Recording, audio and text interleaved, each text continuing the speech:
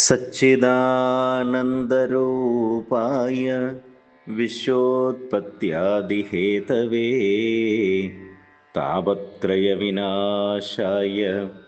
ശ്രീകൃഷ്ണായ വയം നമഃ. കൃഷ്ണായ വാസുദേവായ ഹരയേ പരമാത്മനേ പ്രണതക്ലേശനാശായ ഗോവിന്ദായ നമോ നമഃ. ഹരി ഓം. ശ്രീമദ് ഭാഗവത കഥാവിചാരത്തിലേക്ക് നമുക്ക് വീണ്ടും പ്രവേശിക്കാം. പ്രഥമസ്കന്ധത്തിൽ 4-ാം അധ്യായത്തിലെ കഥാസന്ദർഭമാണ് നാം കേട്ടുകൊണ്ടിരുന്നത്. അവിടെ സൂതനോട് ശൗനക മഹർഷി സംശയങ്ങൾ ചോദിക്കുന്നതാണ് കണ്ടത്. വേദവ്യാസ മഹർഷിയാണ് ശ്രീമദ് ഭാഗവതം രചിച്ചത് എന്ന് പറഞ്ഞ സന്ദർഭത്തിൽ എപ്പോഴാണ് വേദവ്യാസ മഹർഷി ഭാഗവതം രചിച്ചത്, എന്ത് കാരണം കൊണ്ടാണ് അദ്ദേഹം ഭാഗവതം രചിച്ചത്, എങ്ങനെയാണ്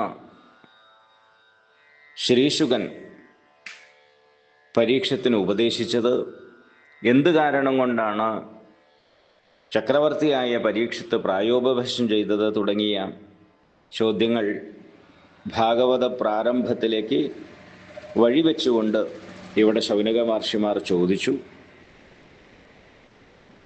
അതിന് മറുപടിയായിട്ട് സൂതൻ പറയാൻ തുടങ്ങി. 4 യുഗങ്ങളാണല്ലോ നമുക്കുള്ളത്.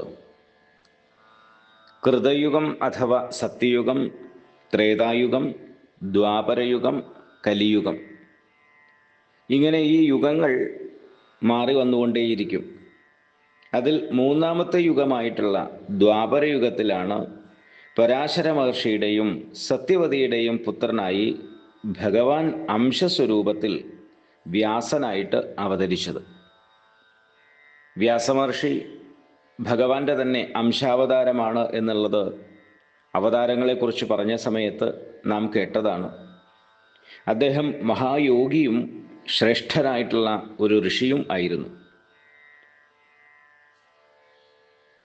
വേദങ്ങളെയൊക്കെ അദ്ദേഹം വിഭജിച്ചു. അതിനൊക്കെ ശേഷം ഒരു ദിവസം സൂര്യോദയ സമയത്ത് സന്ധ്യാവന്ദനം തുടങ്ങിയ തൻ്റെ നിത്യകാര്യങ്ങളൊക്കെ കഴിഞ്ഞ് സരസ്വതി നദിയുടെ തീരത്തുള്ളതായ, ഹിമാലയത്തിൽ ബദരികാശ്രമത്തിലെ സരസ്വതി നദിയുടെ തീരത്തുള്ളതായ ശമ്യാപ്രാസം എന്ന തൻ്റെ ആശ്രമത്തിൽ അദ്ദേഹം ഇരിക്കുകയായിരുന്നു. കഴിഞ്ഞതും വരാൻ പോകുന്നതുമൊക്കെ അറിയുന്നതായിട്ടുള്ള വ്യാസമഹർഷി ആലോചിക്കാൻ തുടങ്ങി. ഈ കാലപ്രവാഹത്തിൽ ഓരോ യുഗം കഴിയുന്തോറും ധർമ്മം ക്ഷയിച്ചുകൊണ്ടേയിരിക്കുന്നു. അത് ലോക സ്വഭാവമാണ്. സത്യയുഗത്തിൽ അഥവാ കൃതയുഗത്തിൽ ധർമ്മം പൂർണ്ണമായിട്ടും ഉണ്ടായിരിക്കും. എന്നാൽ അതിലൊരു കാലംശം കുറഞ്ഞ് ത്രേതായുഗമാകുമ്പോഴേക്കും 1/3 അധർമ്മം കൂടി വരുന്നു. 3/4 ഭാഗം ധർമ്മവും കാലംശം അധർമ്മവുമായിട്ട് ത്രേതായുഗത്തിലേക്ക് വരുന്നു. ദ്വാപരയുഗത്തിലേക്ക് എത്തുന്ന സമയത്ത് അതിനും മാറ്റം വന്ന് അധർമ്മത്തിൻ്റെ അംശം കൂടി വരുന്നു.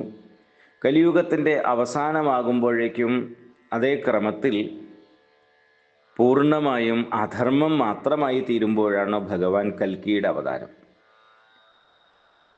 എങ്ങനെയാണോ നമ്മുടെ വീട്ടിലേക്കൊക്കെ പൊടി അടിച്ചു കയറുന്നത്, ഇതുപോലെ തന്നെയാണ്. അപ്പോൾ ജനങ്ങളുടെ മനസ്സിൽ ഈ കലിബാധ അല്ലെങ്കിൽ ഈ അധർമ്മത്തിൻ്റെതായിട്ടുള്ള പ്രവാഹം അങ്ങനെ യുഗങ്ങൾക്കനുസരിച്ച് മാറി മാറി വരും. അതുകൊണ്ടാണ് ഇവിടെ വേദവ്യാസ മഹർഷി ചിന്തിച്ചത്, ഈ കാലപ്രവാഹത്തിൽ, കാലത്തിൻ്റെ കുത്തൊഴുക്കിൽ ഓരോ യുഗവും കഴിയുന്തോറും ധർമ്മം ക്ഷയിച്ചുകൊണ്ടിരിക്കും.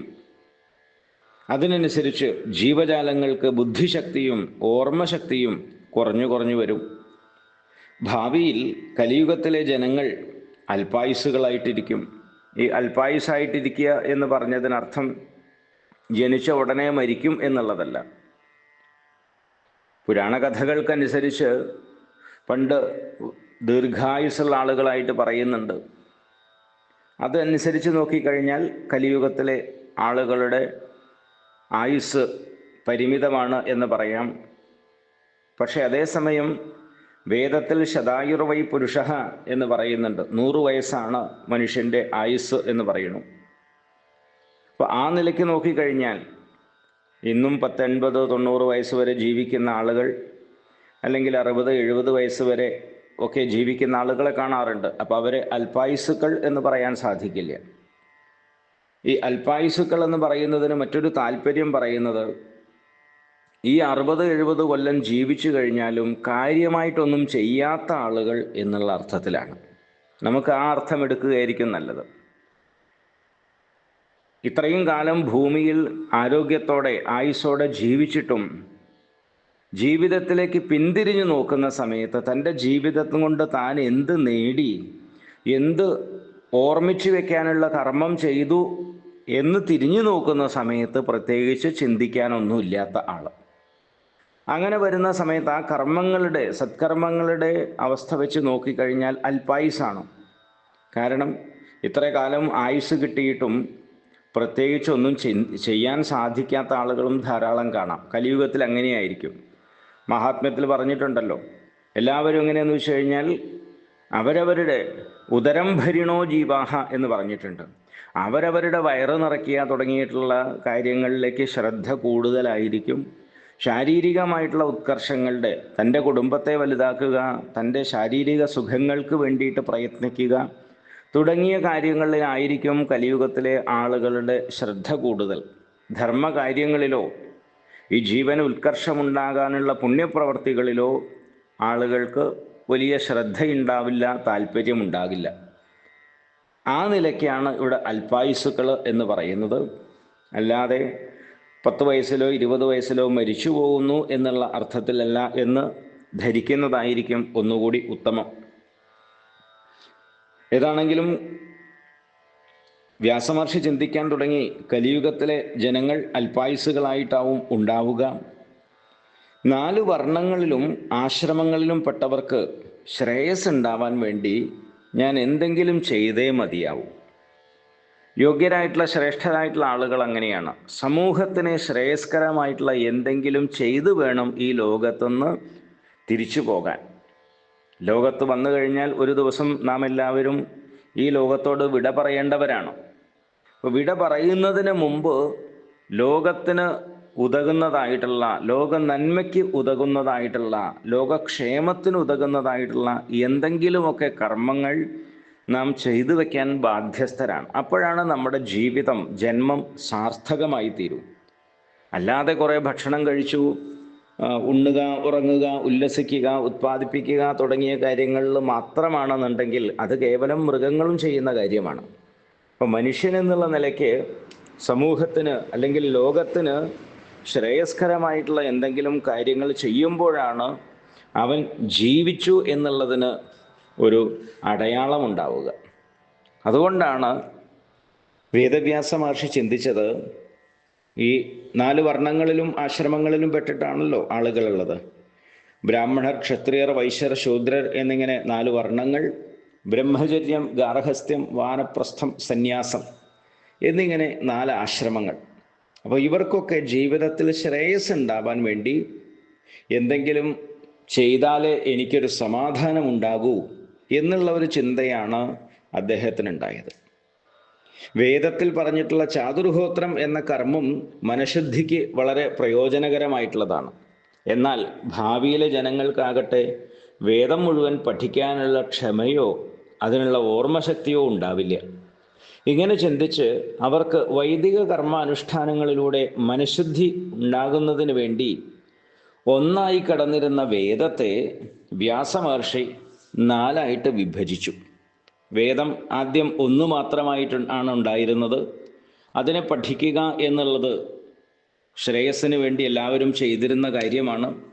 കാരണം എന്തിനാണ് വേദം പഠിക്കുന്നത് എന്നാണെങ്കിൽ ധർമ്മബോധമുണ്ടാകാൻ വേണ്ടിയാണ് വേദം പഠിക്കുന്നത്. ആ ധർമ്മമാണ് നമ്മുടെ ജീവിതത്തെ ശ്രേയസ്കരമാക്കി മുന്നോട്ട് കൊണ്ടുപോകുന്നത്.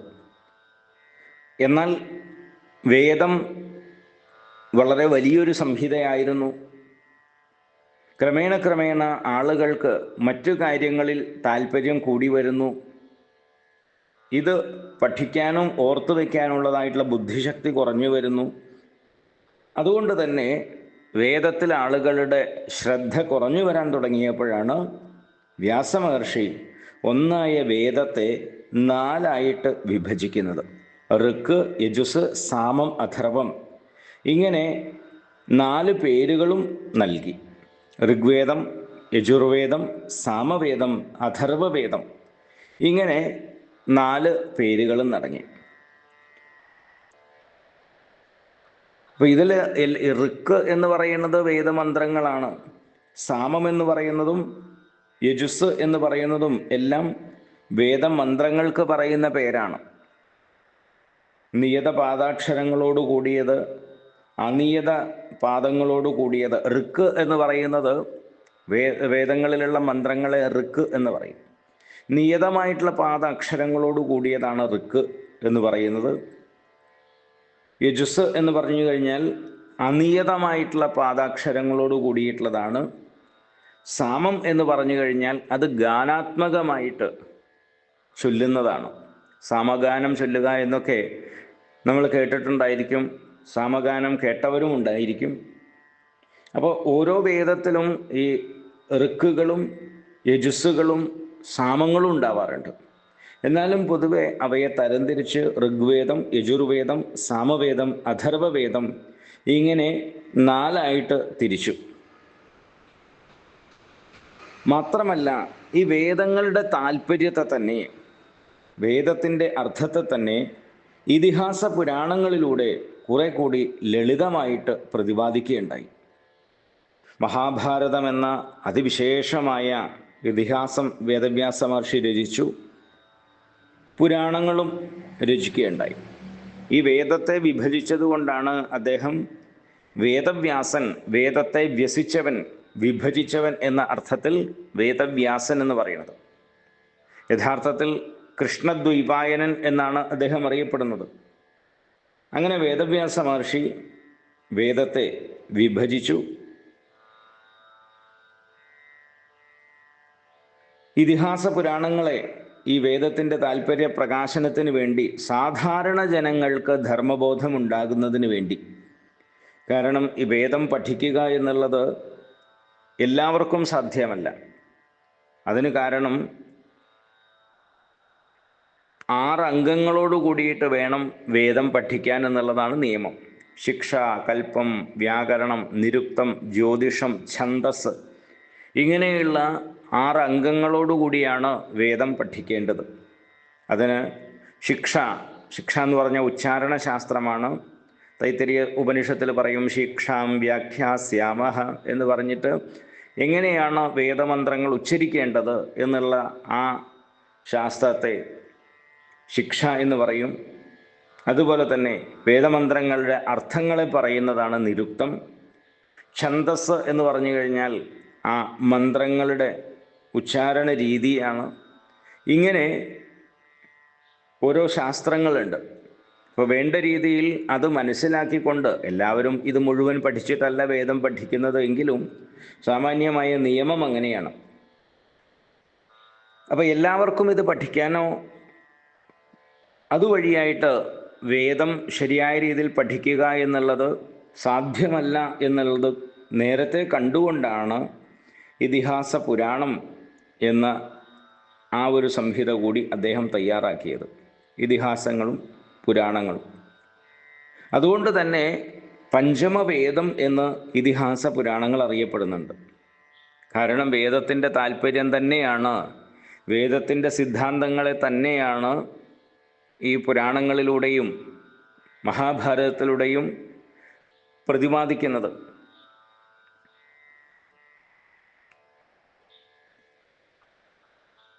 അതിൽ ഋഗ്വേദം പൈലൻ എന്ന് പറയുന്നതായിട്ടുള്ള തൻ്റെ ശിഷ്യന് പഠിപ്പിച്ചു. യജുർവേദമാകട്ടെ വൈശമ്പായനന്, സാമവേദം ജൈമിനിക്ക്, അഥർവവേദം സുമന്തുവിന്, ഇങ്ങനെയാണ് അത് ഉപദേശിച്ചു കൊടുത്തത്. ഈ 4 പേരും വ്യാസശിഷ്യന്മാരായിട്ടുള്ള മുനിമാരായിരുന്നു. എൻ്റെ അച്ഛൻ, അതായത് സൂതൻ്റെ അച്ഛൻ വ്യാസമഹർഷിയുടെ മറ്റൊരു ശിഷ്യനാണ്. രോമഹർഷണൻ എന്നാണ് അദ്ദേഹത്തിൻ്റെ പേര്. വേദങ്ങളുടെ സാരമായിട്ടുള്ള പുരാണങ്ങളും ഇതിഹാസങ്ങളുമൊക്കെ ഈ രോമഹർഷണൻ എന്ന് പറയുന്നതായ ആ സൂതൻ പഠിച്ചു.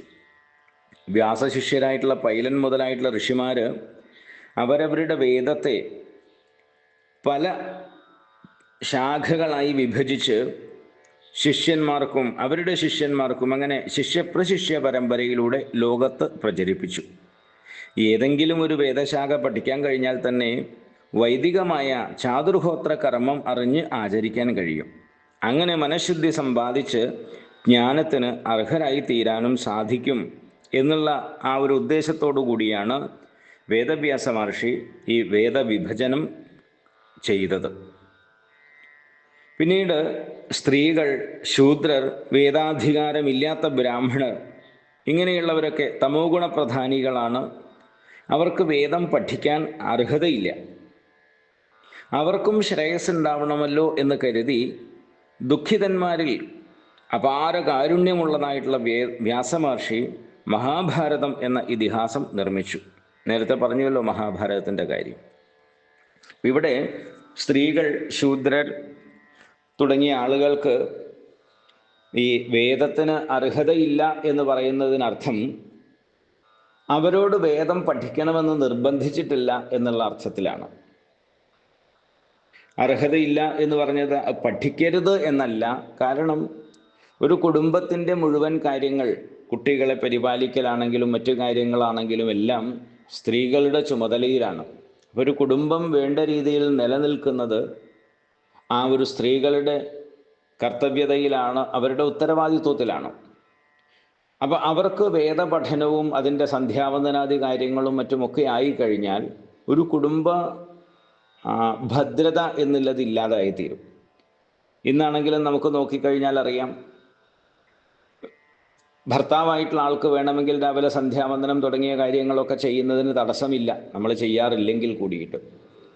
എന്നാൽ രാവിലെ ആ വീട്ടിലെ കുടുംബസ്ഥയായിട്ടുള്ള വീട്ടമ്മയായിട്ടുള്ള അമ്മ രാവിലെ കുളിച്ച് സഹസ്രനാമം, നാരായണീയം, സന്ധ്യാവന്ദനം തുടങ്ങിയ കാര്യങ്ങൾക്ക് ഇരുന്ന് ഒരു 2 മണിക്കൂർ സന്ധ്യാവന്ദനം ചെയ്യുകയാണെങ്കിൽ കുട്ടികളെ സ്കൂളിൽ പറഞ്ഞയക്കാനോ ഭർത്താവിന് ജോലിക്ക് പോകാനോ ഒന്നും സാധിക്കില്ല. കാരണം കൃത്യസമയത്ത് ഭക്ഷണം കൊടുക്കാനോ അവർക്ക് തയ്യാറാക്കാനോ തുടങ്ങിയ കാര്യങ്ങൾ ചെയ്യില്ല.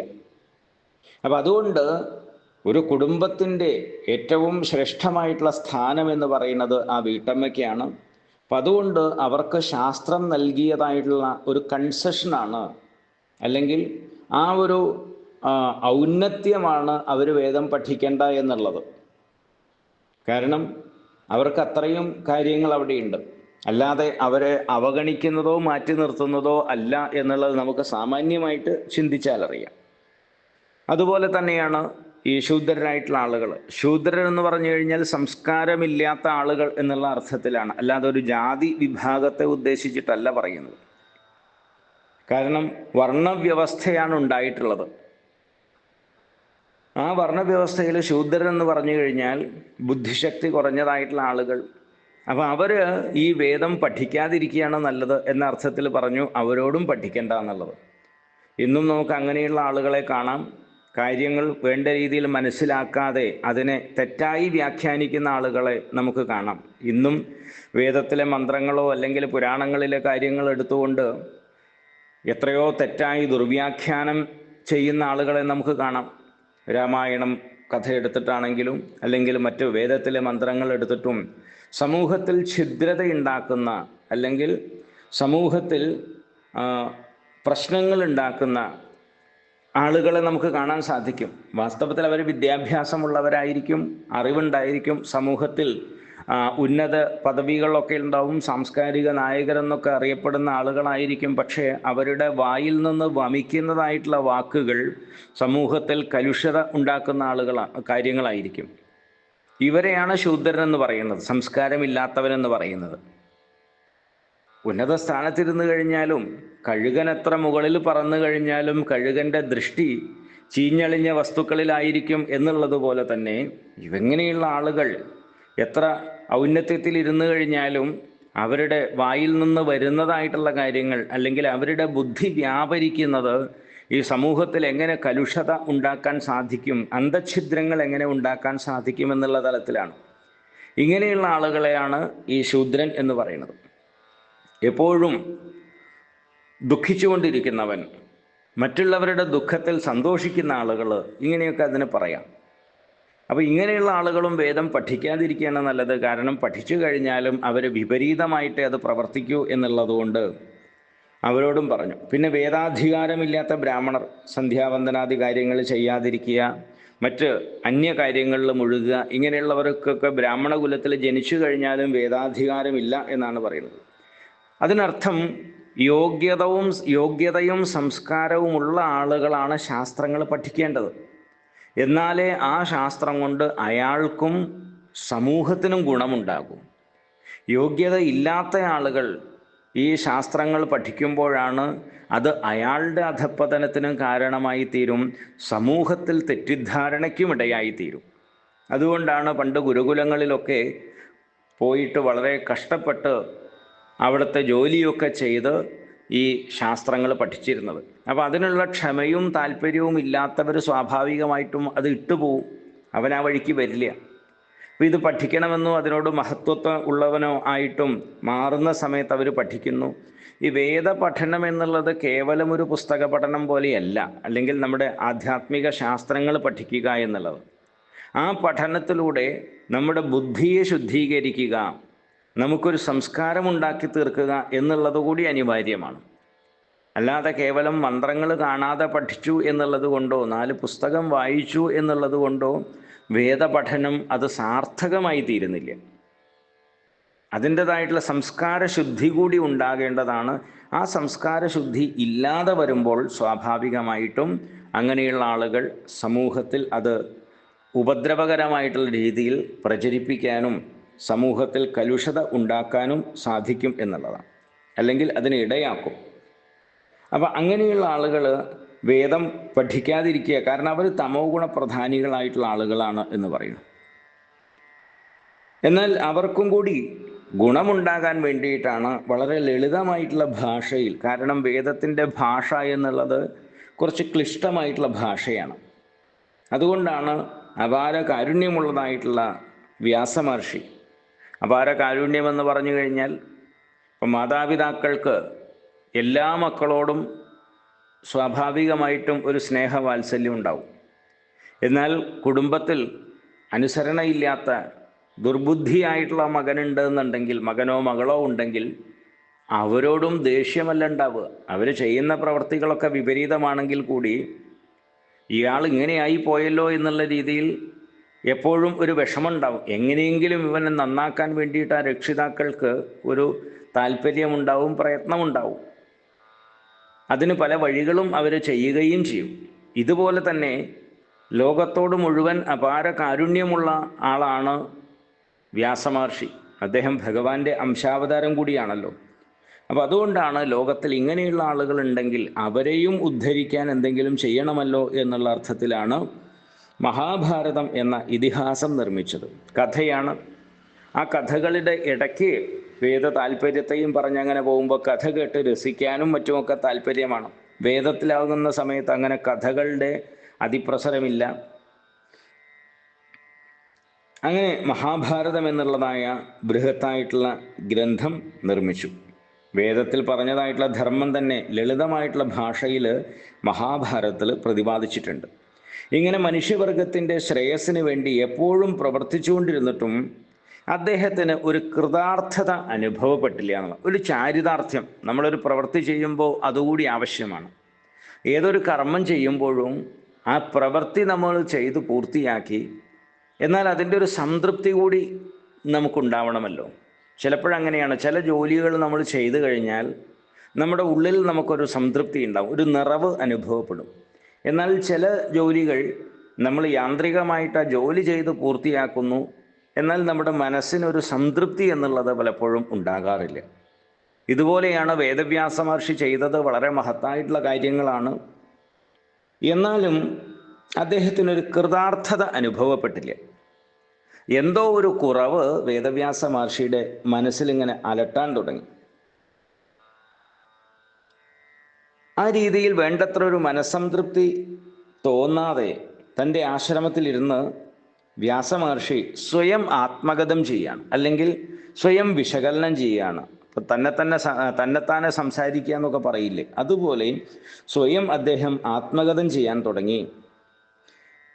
ബ്രഹ്മചര്യവ്രതമൊക്കെ അനുഷ്ഠിച്ച് ഞാൻ വേദങ്ങളെ വേണ്ട രീതിയിൽ പഠിച്ചു. ഗുരുനാഥന്മാരെയൊക്കെ ആത്മാർത്ഥമായിട്ട് നിഷ്കപടമായിട്ട് പൂജിച്ച് ബഹുമാനിച്ചിട്ടുണ്ട്. അവരെ ഭക്തിപൂർവം ശുശ്രൂഷിച്ചിട്ടുണ്ട്. വിധി പോലെ ദിവസവും അഗ്നിഹോത്രം ചെയ്തു വരുന്നുണ്ട്. മഹാഭാരതം എന്ന ഇതിഹാസത്തെ നിർമ്മിച്ച് വേദത്തിൻ്റെ അർത്ഥം ലളിതമായിട്ട് പ്രതിപാദിച്ചിട്ടുണ്ട്. അതിലൂടെ സ്ത്രീകൾക്കും ശൂദ്രർക്കുമൊക്കെ അവരുടെ ധർമ്മത്തെ അറിഞ്ഞ് ആചരിക്കാൻ സാധിക്കും. ഇങ്ങനെയൊക്കെ ആയിട്ടും എന്താണ് എൻ്റെ മനസ്സ് ഒരു സംതൃപ്തമായി തീരാത്തത്, അല്ലെങ്കിൽ പരമാത്മ തത്വത്തോട് ഏകീഭവിക്കാതെ അകന്നു നിൽക്കുന്നത് എന്ന് വേദവ്യാസ മഹർഷി സ്വയം ആകുലപ്പെടുകയാണ് അവിടെ ചെയ്യുന്നത്. അപ്പോൾ ഈ കാര്യങ്ങളൊക്കെ ചെയ്തിട്ടും വേദവ്യാസ മഹർഷിക്ക് ഒരു കൃതകൃത്യതാ ബോധം, താൻ ചെയ്യേണ്ട കാര്യങ്ങളൊക്കെ ചെയ്തു എന്നുള്ളതായ ഒരു കൃതകൃത്യത അല്ലെങ്കിൽ ഒരു ആത്മസംതൃപ്തി എന്നുള്ളത് ഉണ്ടായില്ല. അപ്പം നമ്മുടെ ജീവിതത്തിലും ഈ ഒരു കൃതകൃത്യത അല്ലെങ്കിൽ സംതൃപ്തി ഉണ്ടാവണമെന്നുണ്ടെങ്കിൽ ചെയ്യേണ്ട ചില കാര്യങ്ങളെക്കുറിച്ചിട്ട് ഇവിടെ സൂചിപ്പിക്കുന്നുണ്ട് വേദവ്യാസ മഹർഷി. അപ്പോൾ ഒന്നാമത്തേതായിട്ട് നമ്മുടെ ജീവിതത്തിൽ ശ്രേയസ് ഉണ്ടാവണമെങ്കിൽ, അല്ലെങ്കിൽ സംതൃപ്തിയും സമാധാനവും ഉണ്ടാവണമെന്നുണ്ടെങ്കിൽ ധർമ്മശാസ്ത്രങ്ങളെ നാം പഠിക്കേണ്ടതാണ്. അതുകൊണ്ടാണ് വേദത്തിൽ സ്വാധ്യായോധ്യേതവ്യ സ്വാധ്യായാന്മാ പ്രമദഃ, സ്വാധ്യായം എന്നുള്ളത് നിർബന്ധമായിട്ടും അനുഷ്ഠിക്കേണ്ട കാര്യമാണ്. സ്വാധ്യായം എന്ന് പറഞ്ഞു കഴിഞ്ഞാൽ നമ്മുടെ ധർമ്മശാസ്ത്രങ്ങളെ പഞ്ചമഹായജ്ഞങ്ങളിൽ പറയുന്നതാണ്. ഒരു ദിവസം പോലും മുടക്കമില്ലാതെ ധർമ്മശാസ്ത്രങ്ങളെ കുറച്ചു സമയമെങ്കിലും വായിക്കേണ്ടതാണ്. അതിലൊരിക്കലും പ്രമാദം വരുത്തരുത്. കാരണം പ്രമാദം എന്നുള്ളത് മൃത്യുവാണ് എന്ന് പറയും. അപ്പോൾ അതുകൊണ്ട് ധർമ്മശാസ്ത്രങ്ങളെ കൃത്യമായിട്ട് നാം പഠിക്കേണ്ടതാണ്, മനസ്സിലാക്കേണ്ടതാണ്. എന്തിനാണ് മനസ്സിലാക്കുന്നതെന്ന് ചോദിച്ചു കഴിഞ്ഞാൽ, അറിഞ്ഞാലല്ലേ നമുക്ക് ആചരിക്കാൻ പറ്റൂ. ചെയ്യുന്നത് ധർമ്മമാണോ അധർമ്മമാണോ എന്ന് നമുക്ക് എങ്ങനെ അറിയാൻ സാധിക്കും? താൻ ദിവസവും ജീവിതത്തിൽ ചെയ്യേണ്ട കാര്യങ്ങൾ എന്തൊക്കെയാണ് ചെയ്യാൻ പാടില്ലാത്തത് തുടങ്ങിയിട്ടുള്ള കാര്യങ്ങളെ പ്രതിപാദിക്കുന്നതാണല്ലോ ധർമ്മശാസ്ത്രങ്ങൾ. അതുകൊണ്ടാണ് ഈ ധർമ്മശാസ്ത്രങ്ങൾ ദിവസവും അല്പസമയമെങ്കിലും വായിക്കേണ്ടതാണ്. അപ്പോൾ അത് ഒരു ആചാര്യനിൽ നിന്ന്, ഗുരുവിൽ നിന്ന് പഠിക്കേണ്ടതാണ്. പണ്ട് ഗുരുകുല സമ്പ്രദായം എന്ന് പറയുന്നത് നമ്മുടെ വിദ്യാഭ്യാസത്തിൻ്റെ ഭാഗമായിട്ട് അങ്ങനെ ഉണ്ടായിരുന്നു. ഗുരുകുലത്തിൽ പഠിക്കുന്ന സമയത്ത് മറ്റു ശാസ്ത്രങ്ങളോടൊപ്പം തന്നെ ധർമ്മശാസ്ത്രങ്ങൾക്കും പ്രാധാന്യമുണ്ടായിരുന്നു.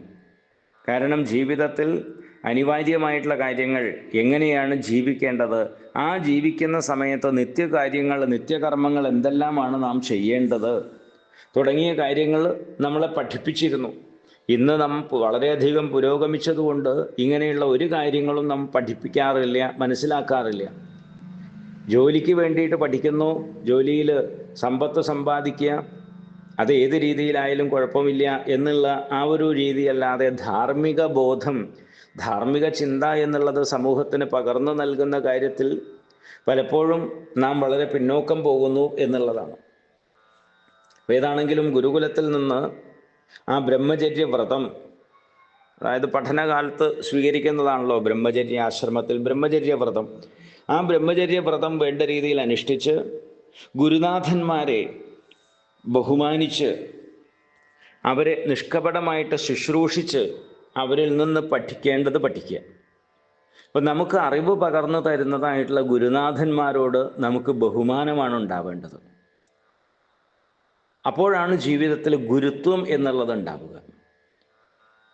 ഒരു ആചാര്യൻ നമുക്കൊരു വിദ്യ പകർന്നു തരുന്ന സമയത്ത് കേവലം പുസ്തകം പഠിപ്പിക്കൽ മാത്രമല്ല, ഒരു ശിഷ്ടാചാരം കൂടിയാണത്.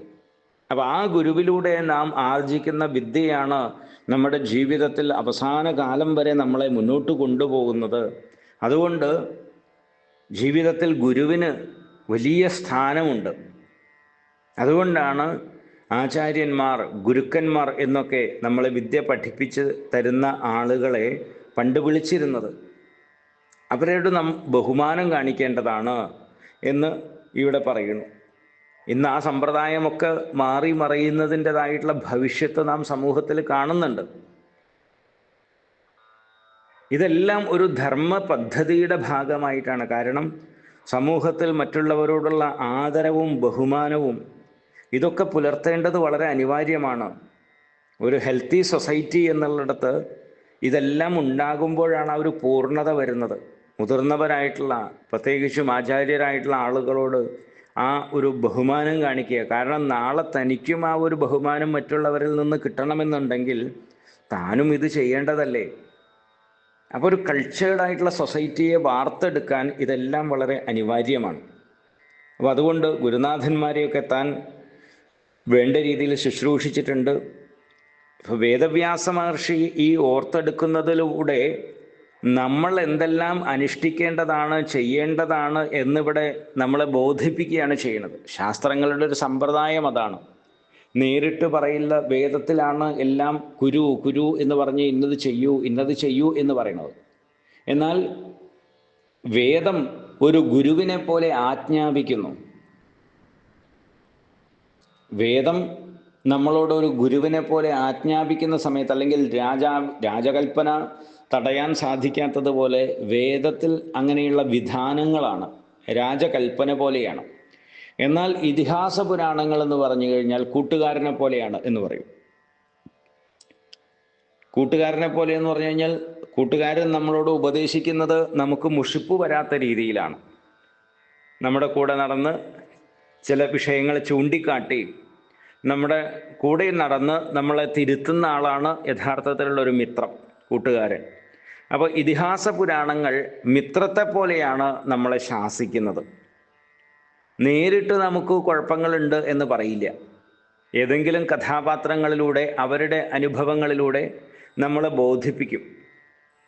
അപ്പോൾ അതുകൊണ്ടാണ് പുരാണങ്ങളിൽ ഈ രീതിയിൽ കാര്യങ്ങൾ പറയുന്നത്.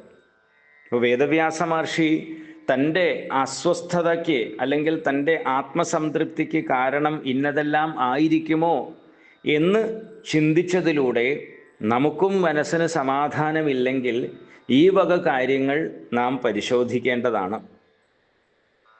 ഇങ്ങനെയൊക്കെ ഏതെങ്കിലും കുറവുകൾ വന്നു കഴിയുമ്പോഴാണ് നമ്മുടെ മനസ്സിനും വേണ്ടത്ര സമാധാനമില്ലാതെ, സ്വസ്ഥതയില്ലാതെയായി തീരുന്നത് എന്നിവിടെ സൂചിപ്പിക്കുന്നു. അപ്പോൾ ഒന്നാമത് ധർമ്മശാസ്ത്രങ്ങളെ പഠിച്ചിട്ടില്ല എന്നുണ്ടെങ്കിൽ നമ്മുടെ മനസ്സിന് സമാധാനം ഉണ്ടാവില്ല.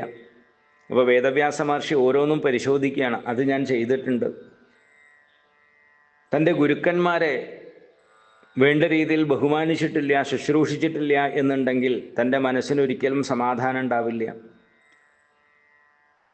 തൻ്റെ ആചാര്യന്മാരെക്കാൾ ഉപരിയായിട്ട് ഏറ്റവും വലിയ ഗുരുസ്ഥാനം എന്നുള്ളത് തൻ്റെ മാതാപിതാക്കൾക്കാണ്. ആ മാതാപിതാക്കളെ സംരക്ഷിക്കുക എന്നുള്ളത് മക്കളുടെ കടമയാണ്. മാതാപിതാക്കളെ സംരക്ഷിക്കുക, ശുശ്രൂഷിക്കുക. അത് ചെയ്യാത്തവർക്കും ജീവിതത്തിൽ ഒരിക്കലും സമാധാനം ഉണ്ടാവില്ല. മനസ്സിന് സുഖം ഉണ്ടാവില്ല, അത്രയേ ഉള്ളൂ. ബാക്കി വീട്ടിൽ സമ്പത്തും ബാക്കി പദവികളൊക്കെ ഉണ്ടാവും, പക്ഷേ മനസ്സിനൊരു തൃപ്തി, സമാധാനത്തോടു കൂടി മരിക്കാൻ പലപ്പോഴും പ്രയാസമായിരിക്കും എന്നുള്ളത് മനസ്സിലാക്കിയാൽ മതി. കാരണം നമ്മളെ വളർത്തി വലുതാക്കിയതായിട്ടുള്ള നമ്മുടെ മാതാപിതാക്കളെ സംരക്ഷിക്കുക, അവരുടെ വാർദ്ധക്യത്തിൽ അവരെ ശുശ്രൂഷിക്കുക, കഴിയാവുന്ന രീതിയിൽ അവരെ സംരക്ഷിക്കുക, ഇതൊക്കെ ചെയ്യേണ്ടത് മക്കളുടെ കടമയാണ്. അപ്പം ആ രീതിയിൽ അവരെ, ഗുരുനാഥന്മാരെ ശുശ്രൂഷിക്കുക. അതുപോലെ തന്നെ ദിവസവും അഗ്നിഹോത്രം ചെയ്യുക. അഗ്നിഹോത്രം എന്ന് പറഞ്ഞു കഴിഞ്ഞാൽ വേദം പഠിച്ച ആളുകൾ അഗ്നി ആരാധന ചെയ്യുന്നത്, ഈശ്വര ഭജനം, അഗ്നിഹോത്രത്തിലൂടെ ഈശ്വര ഭജനമാണല്ലോ ചെയ്യുന്നത്. ദിവസവും ഈശ്വര ഭജനം ചെയ്യേണ്ടതാണ്. അതും നമ്മുടെ മനസ്സിൻ്റെ സ്വസ്ഥതയ്ക്ക് കാരണമാണ്. അത് ദിവസവും ചെയ്യേണ്ടതാണ്. ക്ഷേത്രത്തിൽ പോയി എന്നുള്ളത് മാത്രമല്ല, അല്ലെങ്കിൽ ദിവസവും ക്ഷേത്രത്തിൽ പോകുന്നു എന്നുള്ളത് സാമാന്യമായിട്ട് നമ്മൾ പറയുന്നു എങ്കിൽ കൂടി ഈശ്വര ഭജനം എന്ന് പറഞ്ഞു കഴിഞ്ഞാൽ ഒന്നുകിൽ ഭഗവാന്റെ ഏതെങ്കിലും നാമജപാതി കാര്യങ്ങൾ ചെയ്യുക, അല്ലെങ്കിൽ ധ്യാനം കുറച്ച് സമയം ചെയ്യുക. ഇങ്ങനെ എന്തെങ്കിലും അനുഷ്ഠാനമായിട്ട് ദിവസവും ചെയ്യേണ്ടതാണ്. അത് ദിവസവും ചെയ്യേണ്ടതാണ്. കാരണം നമ്മുടെ മനസ്സിൻ്റെ മാലിന്യം നീങ്ങുന്നതിന് വേണ്ടിയാണ് ദിവസവും ഈ ഈശ്വര ഉപാസന ചെയ്യണമെന്ന് പറയുന്നത്. ദിവസവും പലതരത്തിലുള്ള വ്യവഹാരങ്ങളിൽപ്പെട്ട് മനസ്സിൽ കാമവും ക്രോധവും ഈർഷ്യയും അസൂയയും എല്ലാം വന്നു ചേരും. കാരണം നമ്മളൊക്കെ സാധാരണ ആളുകൾ ലോക വ്യവഹാരത്തിൽ മുഴുകുന്ന ആളുകളാണ്. അപ്പം നമ്മുടെ മനസ്സിന് ശുദ്ധി, മനസ്സിന് സ്വസ്ഥത എന്നുള്ളത് ഉണ്ടാവണമെന്നുണ്ടെങ്കിൽ ഇത് ദിവസവും ചെയ്യേണ്ടതാണ്. അപ്പോൾ അത് വേദവ്യാസ മഹർഷി പറയുന്നു, ഞാൻ അതും ചെയ്തിട്ടുണ്ട്, ദിവസവും അഗ്നിഹോത്രാദി കാര്യങ്ങൾ മുടങ്ങാതെ ചെയ്യുന്നുണ്ട്. ഇതിൻ്റെ ഒപ്പമാണ് നമ്മൾ സമൂഹത്തിനും എന്തെങ്കിലുമൊക്കെ ചെയ്യണം. ലോകത്തിൻ്റെ ഭാഗമായിട്ട്, സമൂഹത്തിൻ്റെ ഭാഗമായി നിൽക്കുന്ന നാം ലോകത്തിൽ നിന്ന് പലതും സ്വീകരിച്ചിട്ടാണ് വളർന്നു വരുന്നത്. ആർക്കും ഒറ്റയ്ക്ക് ജീവിക്കാൻ സാധിക്കില്ല. മനുഷ്യൻ സമൂഹജീവിയാണ്. സമൂഹത്തിൽ നിന്ന് പലരിൽ നിന്നും പലതും സ്വീകരിച്ചുകൊണ്ടാണ്, പ്രകൃതിയിൽ നിന്ന് പലതും സ്വീകരിച്ചുകൊണ്ടാണ് നാം ജീവിക്കുന്നത്. അതുകൊണ്ട് തന്നെ സമൂഹത്തിന് എന്തെങ്കിലും തിരിച്ചു കൊടുക്കാനും നാം ബാധ്യസ്ഥരാണ്. അതുകൊണ്ടാണ് വൃക്ഷങ്ങൾ നടുക തുടങ്ങിയിട്ടുള്ള കാര്യങ്ങൾ. സമൂഹത്തിൽ കഷ്ടത അനുഭവിക്കുന്ന ആളുകളുണ്ടെങ്കിൽ അവർക്ക് കഴിയാവുന്ന സഹായങ്ങൾ ചെയ്യുക. അതുകൊണ്ടാണ് പഞ്ചമഹായജ്ഞത്തിൽ നൃയജ്ഞം എന്ന് പറഞ്ഞിട്ടുള്ളൊരു കാര്യം പറഞ്ഞിട്ടുണ്ട്, ഭൂതയജ്ഞം പറഞ്ഞിട്ടുണ്ട്. ദേവയജ്ഞവും ബ്രഹ്മയജ്ഞവും ഒക്കെ തനിക്ക് വേണ്ടിയിട്ടാണെന്നുണ്ടെങ്കിൽ, പിതൃയജ്ഞം തൻ്റെ പിതൃക്കൾക്ക്, തൻ്റെ പൂർവികർക്ക് വേണ്ടിയുള്ളതാണ്. എന്നാൽ ഭൂതയജ്ഞവും അതിഥിയജ്ഞവും അല്ലെങ്കിൽ നൃയജ്ഞവും മറ്റുള്ളവർക്ക് വേണ്ടിയിട്ടാണ്. കാരണം സമൂഹത്തിനോട് തനിക്കൊരു കടപ്പാടുണ്ട്. സമൂഹത്തിനോട് കടപ്പാട് എന്ന് പറയാൻ കാരണം ഈ മറ്റുള്ളവരൊക്കെ ഉള്ളതുകൊണ്ടാണ് നമുക്ക് ജീവിക്കാൻ സാധിക്കുന്നത്. പക്ഷികളാകട്ടെ, മൃഗങ്ങളാകട്ടെ, ഇഴജന്തുക്കളാകട്ടെ, ഇതെല്ലാം ഈ ഒരു സമൂഹത്തിൻ്റെ ഭാഗമായിട്ടുള്ളതാണ്. അവരെല്ലാവരും ജീവിക്കുന്നത് കൊണ്ടാണ്, അവരവരുടെ പ്രവൃത്തികൾ ചെയ്യുന്നത് കൊണ്ടാണ് നമുക്കും ജീവിക്കാൻ സാധിക്കുന്നത്. തേനീച്ചയോ മറ്റുള്ള ജീവികൾ, അതുപോലെയുള്ള ജീവികൾ പരസ്പരം പറന്ന് തേൻ കുടിക്കുന്നത് കൊണ്ട്, പരാഗണം നടത്തുന്നതിലൂടെയാണ് സസ്യങ്ങൾ ഉണ്ടാകുന്നത്. നമുക്ക് കഴിക്കാനുള്ള സസ്യങ്ങളും പഴങ്ങളും ഒക്കെ ഉണ്ടാകുന്നത് ഈ ചെറിയതായിട്ടുള്ള തേനീച്ച തുടങ്ങിയിട്ടുള്ള ജീവികളിലൂടെ, പുഷ്പങ്ങളിലൂടെ പരാഗണം നടത്തിയിട്ടാണ്. അതെല്ലാം നമ്മുടെ ജീവിതത്തിന് അനിവാര്യമായിട്ടുള്ളൊരു ഘടകമാണ്. അപ്പോൾ ആ ജീവികൾക്കൊക്കെ കഴിയാവുന്ന രീതിയിൽ കാര്യങ്ങൾ ചെയ്യുക. അതുകൊണ്ടാണ് ഭൂതയജ്ഞം, മറ്റുള്ള ജീവജാലങ്ങളോട് ദയ കാണിക്കുക എന്നുള്ളതാണ് ഏറ്റവും വലിയ ഭൂതയജ്ഞം എന്ന് ഭാഗവത്തിൽ തന്നെ പറയുന്നുണ്ട്. മറ്റുള്ളവരെ സംരക്ഷിച്ചില്ലെങ്കിലും അതിനെ ഉപദ്രവിക്കാതിരിക്കുക. അതുപോലെ തന്നെ നൃയജ്ഞം, മറ്റു മനുഷ്യർക്ക് വേണ്ടതായിട്ടുള്ള കഴിയാവുന്ന സഹായങ്ങൾ ചെയ്യുക. കാരണം നാളെ നമുക്കും എന്തെങ്കിലുമൊക്കെ ആവശ്യങ്ങൾ വരാം. നമുക്കൊരാപത്ത് വരുന്ന സമയത്ത് നമ്മളെ സഹായിക്കാൻ ആരെങ്കിലും ഉണ്ടാവണമെന്നുണ്ടെങ്കിൽ, മറ്റുള്ളൊരാൾക്ക്, തൻ്റെ കൺമുമ്പിലുള്ള ഒരാൾ കഷ്ടപ്പെടുന്ന സമയത്ത് അയാളെ സഹായിക്കാൻ നമ്മളും തയ്യാറാവണം എന്നുള്ളത് പറയുന്നു. ഇതൊക്കെ നമ്മുടെ സമാധാനത്തിന് വളരെ അനിവാര്യമാണ്. കേവലം സ്വാർത്ഥതയിൽ മാത്രം മുഴുകി ജീവിക്കുന്ന സമയത്ത് ഒരിക്കലും നമ്മുടെ മനസ്സിന് ഒരു പൂർണ്ണത ഉണ്ടാവില്ല, ഒരു സംതൃപ്തി ഉണ്ടാവില്ല എന്നുള്ളതും കൂടി കാണിച്ചു. അപ്പം ഇങ്ങനെയൊക്കെ ചെയ്തിട്ടും എന്തുകൊണ്ടാണ്, ഞാൻ ഒരുപാട് നല്ല കാര്യങ്ങൾ ചെയ്തിട്ടുണ്ട്, എന്നിട്ടും എന്തുകൊണ്ടൊരു പൂർണ്ണത സംഭവിക്കുന്നില്ല, അല്ലെങ്കിൽ ഒരു കൃതകൃത്യത തനിക്ക് ഉണ്ടാകുന്നില്ല എന്നുള്ള ചിന്തയാണ് വേദവ്യാസ മഹർഷി അലട്ടിയത്. അപ്പം അതിന് അദ്ദേഹത്തിൻ്റെ മനസ്സിൽ തോന്നുന്നുണ്ട്. എന്നിട്ട് അദ്ദേഹം ചിന്തിക്കുന്നു, പരമഹംസന്മാർക്കും ഭഗവാനും പ്രിയപ്പെട്ടവയാണ് ഭാഗവത ധർമ്മങ്ങൾ. അവയെ വേണ്ട പോലെ പ്രതിപാദിക്കാത്തതിനാൽ ആയിരിക്കുമോ എനിക്കൊരു കൃതകൃത്യത അനുഭവപ്പെടാത്തത് എന്ന് സ്വയം വിചാരിച്ച് ദുഃഖിച്ചു കൊണ്ടിരിക്കുകയാണ് അവിടെ. അപ്പം ഭാഗവത ധർമ്മങ്ങളെ, അതായത് ഭഗവാനെ പൂർണ്ണമായിട്ടും ആശ്രയിക്കുന്ന തരത്തിലുള്ള ഭാഗവത ധർമ്മങ്ങളെ വേണ്ട രീതിയിൽ ഞാൻ പ്രതിപാദിച്ചിട്ടുണ്ടോ എന്നുള്ളൊരു സംശയം മഹാഭാരതം പോലെയുള്ള വലിയ കൃതി എഴുതിയിട്ടുള്ള അദ്ദേഹത്തിന് സംശയമായി.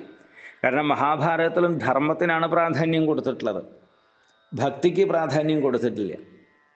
അങ്ങനെ വിഷമിച്ചുകൊണ്ടിരിക്കുന്നതായിട്ടുള്ള വ്യാസമഹർഷിയുടെ ആശ്രമത്തിലേക്ക് നാരദ മഹർഷി കയറി വരികയാണ് ചെയ്യുന്നത്. അങ്ങനെ സഞ്ചരിക്കുന്ന ആളാണല്ലോ നാരദ മഹർഷി. നാരദം സുരപൂജിതം, ദേവന്മാർ പോലും ആരാധിക്കുന്ന ആളാണ് നാരദ മഹർഷിയെ. ആ നാരദ മഹർഷിയെ കൊണ്ട ഉടനെ തന്നെ വ്യാസമഹർഷി എഴുന്നേറ്റു. വളരെ ആദരവോട് കൂടിയിട്ട് അദ്ദേഹത്തെ സൽക്കരിച്ചു. അദ്ദേഹത്തിന് ഇരിക്കാനുള്ളതായ സംവിധാനങ്ങളൊക്കെ ചെയ്ത് എന്നിട്ട് കുശലപ്രശ്നങ്ങളൊക്കെ ചെയ്യുകയാണ് ചെയ്യുന്നത്. ആ സന്ദർഭത്തിലാണ് ഈ 4-ാം അധ്യായം കഴിയുന്നത്. 5-ാം അധ്യായത്തിൽ പിന്നീട് വ്യാസ-നാരദ സംവാദം ആരംഭിക്കുകയാണ്. വ്യാസമഹർഷിയും നാരദ മഹർഷിയും തമ്മിലുള്ളതായ സംവാദം അല്ലെങ്കിൽ പരസ്പരമുള്ള ആ വർത്തമാനം. ഇതുവരെ സൂത-ശൗനക സംവാദമാണ് കേട്ടത്. ഈ ശൗനക സംവാദത്തിൻ്റെ ഉള്ളിലാണ് ഈ വ്യാസനാരദ സംവാദവും മറ്റുമൊക്കെ വരുന്നത്. കഥകൾ ചോദിക്കുകയാണ്. അപ്പം അങ്ങനെ ചോദിച്ച് മുന്നോട്ട് പോകുന്നതായിട്ടുള്ള ആ ഭാഗങ്ങൾ നമുക്ക് അടുത്ത ക്ലാസ്സിൽ കേൾക്കാം. ഹരി ഓം തത്സത്. ഹരി ഓം.